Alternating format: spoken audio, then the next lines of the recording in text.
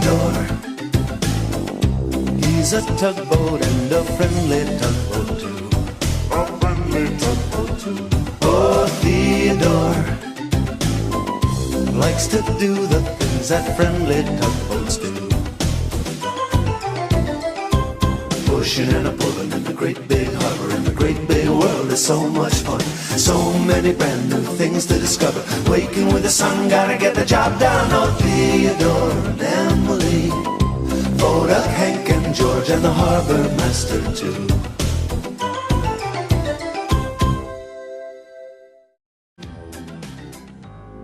Carla was a spunky little cabin cruiser. She didn't work, and she was always on holiday, going wherever she liked, whenever she liked. And when she got there, she could do whatever she liked. One morning, just before the work meeting, Carla came over to the great ocean dock. "Hi, I'm Carla," she said. "Hi, Carla. I'm Emily, and this is Foduck." "Hello, Carla. 4 ducks. Quack, quack, quack, quack."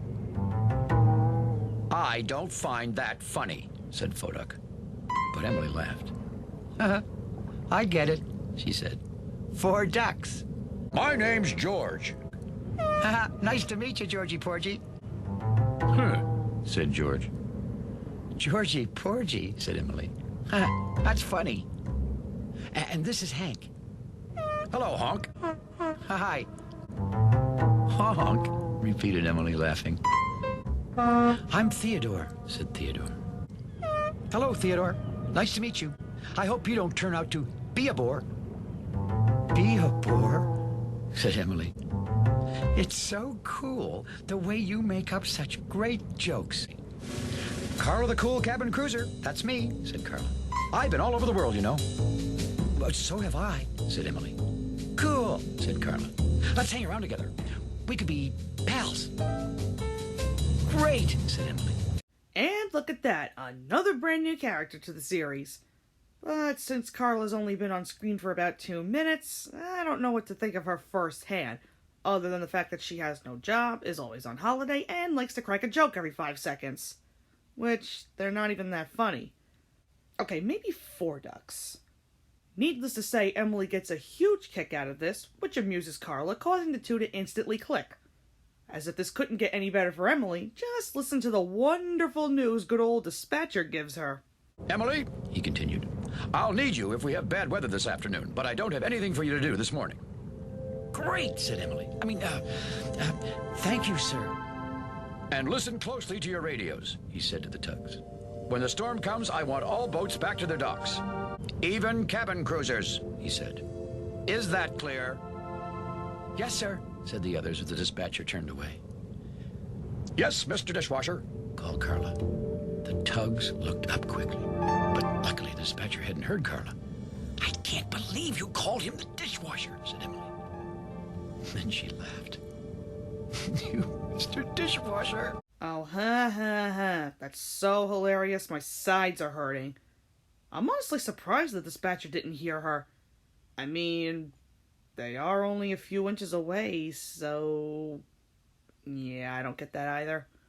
Well, since Emily had no work, she and Carla decided to go out and watch the ship Theodore and the others were to bring in. But what Emily didn't expect was that Carla wanted her to do it in a very dangerous way. "Let's cross over to the other side." "Oh, we're not allowed to cross in front of a ship that's coming in," said Emily. "Oh, come on," said Carla. "She's so far away." And with that, Carla scooted right across the path.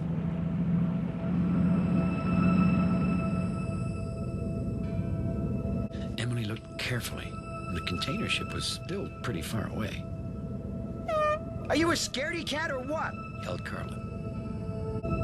Now, Emily knew that she shouldn't cross that path, but she really wanted to be Carla's friend, and she figured that, well, it was time to do it safely. So, with one last look, she darted across.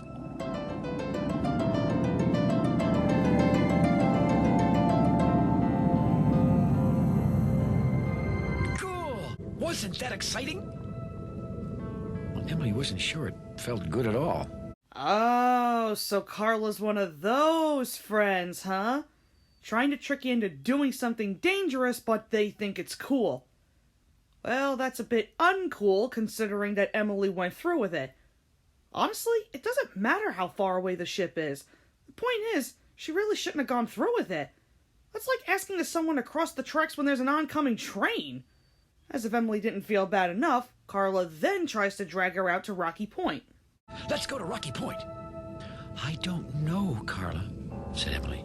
Rocky Point is pretty far away. But there are these really cool rocks there, said Carla. I'd better check with the dispatcher first, said Emily. Oh, come on, said Carla. Rocky Point isn't that far. Just the other side of the bend past the oil refinery. And if we go now, we can cut in front of the container ship again.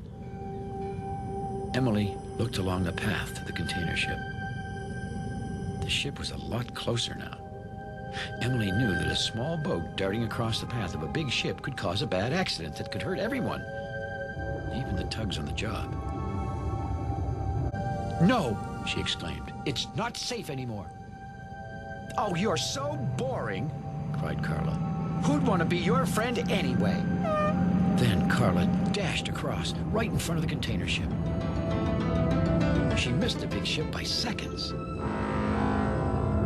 Emily heard a loud honk from the container ship, and angry voices from the others. Hey, watch it, said George.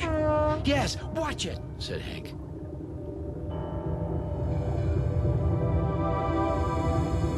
She called me boring. I'm not boring, thought Emily. I should just go meet Carla and prove it. It's the only way I'll ever convince her to be my friend again. Okay, clearly Emily just likes to be a suck-up for the cool kids, it seems. Why is she even bothering at this point? Seems to me that Carla doesn't respect the rules and just wants to do whatever she wants, dangerous or not. And I do get the whole wanting to prove you're cool enough for a new friend gimmick, even after being called boring of all dull things. But truthfully, there are far worse things to be called than that. Well, this wasn't going to stop Emily. That is until Theodore caught up and warned her about the approaching storm. Hey, Emily, he called. Haven't you been listening to your radio? Emily had to admit that she hadn't. The harbor is going to be closed because the storm is coming, said Theodore. Emily hoped Carla had heard that. Come on, said Theodore. All boats are supposed to return to the docks. Theodore, am I boring? No, laughed Theodore. Who called you that? Carla, answered Emily. Oh, don't worry about that, said Theodore. You're a really good tugboat. Come on, let's go. Okay, said Emily, a little sadly. Emily took one last look towards Rocky Point, and then followed Theodore in. Again, I understand where Emily is coming from, but I still wouldn't stoop so low to impress someone who really doesn't care. But despite her feelings being hurt, she still wants Carla to be okay, which I totally understand. Whilst everyone is excited for the storm, Emily doesn't seem all that interested. But it's at that moment when the dispatcher announces that Carla is suddenly missing. So he sends Theodore and Emily out to Rocky Point to search for her. Well, where can she be? Asked Theodore. I don't know, said Emily. But feel that wind. The storm is getting closer. Then, just as they were leaving Rocky Point, Theodore happened to look out to the ocean. Hey, that looks like Carla, he exclaimed. What's she doing way out there? I don't know, said Emily. There's no place for a boat like her in a storm. And the two tugs chugged straight out to the open water. Theodore was nervous and a little excited to be so close to the wide open ocean, especially in a storm. Emily chugged determinedly right up to Carla. What are you doing out here? Emily called. Didn't you hear the radio warnings? I did, answered Carla. She sounded scared. And I left Rocky Point right away, but then I wasn't sure which way to turn. Well, come on, said Emily. I can't move, said Carla. Why not? Asked Theodore. I'm afraid of the storm, replied Carla. Well, I hate to say it, Carla, but you kinda did this to yourself. Which brings up a very interesting question. If this is supposedly her first time in the harbor, then how the hell would she know about Rocky Point already? If you didn't know the way to go, well, no wonder you're stuck. I am very confused by this. Alright, gripes aside, at least by now Carla has learned her lesson. Now all she wanted to do was go home. With a little help from her pal Emily, that is. Carla, she said, hold onto our tow ropes. We'll pull you to safety. Are you sure you can? Asked Carla nervously.